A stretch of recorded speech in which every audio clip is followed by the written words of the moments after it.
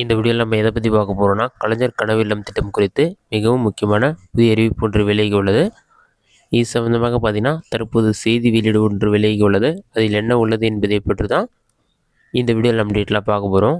இதுதான் பார்த்தீங்கன்னா தற்போது வெளியான முக்கிய அறிவிப்பு. இதில் என்ன சொல்லியிருக்காங்கன்னா, வெளியான தேதி செய்தி வெளியீட்டின் மெஷர்மேட்டு கலைஞர் கனவு இல்லம் 2024-2025 திட்டத்திற்கு தமிழ்நாடு அரசால் மேலும் ரூபாய் 500 கோடி நிதி ஒதுக்கீடு செய்யப்பட்டுள்ளது. மாண்புமிகு தமிழ்நாடு முதலமைச்சர் மு.க.ஸ்டாலின் அவர்கள் அறிவிப்புன்னு சொல்லி மென்ஷன் பண்ணியிருக்காங்க. அதுக்கு அடுத்ததாக பார்த்தீங்கன்னா, கலைஞர் கனவு இல்லம் திட்டத்தின் கீழ் 2024-2025 ஆண்டில் 1,00,000 புதிய கான்கிரீட் வீடுகள் கட்டப்படுவதற்கு ஒரு வீட்டிற்கு ரூபாய் 3,50,000 வீதம் மொத்தம் 3,500 கோடி நிதி ஒதுக்கீட்டிற்கு அனுமதி ஆணை வழங்கப்பட்டுள்ளது.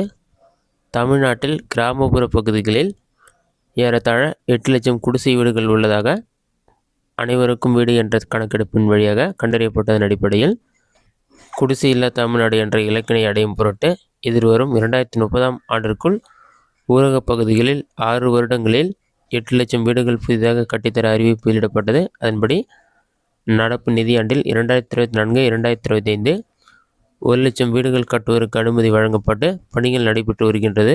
இத்திட்டத்தின் கீழ் கட்டப்படும் வீடுகளின் பரப்பளவு சமையலறை உட்பட 360 சதுர அடியாகவும், பயனாளிகளின் நிதி சுமையை குறைக்கும் பொருட்டு இத்திட்டத்தின் கீழ் டான்சம் சிமெண்ட் மற்றும் இரும்பு கம்பிகள் குறைந்த விலையில் கொள்முதல் செய்யப்பட்டு துறை மூலம் வழங்கப்படுகிறது.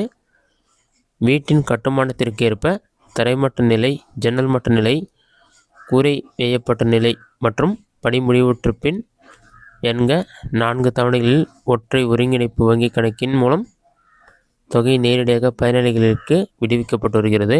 இதுவரை தமிழ்நாடு அரசால் 1,625 கோடி நிதி ஒதுக்கீடு வழங்கப்பட்டு பயனாளிகளுக்கு வீட்டின் கட்டுமான நிலைக்கேற்ப 1,350 கோடி விடுவிக்கப்பட்டுள்ளது.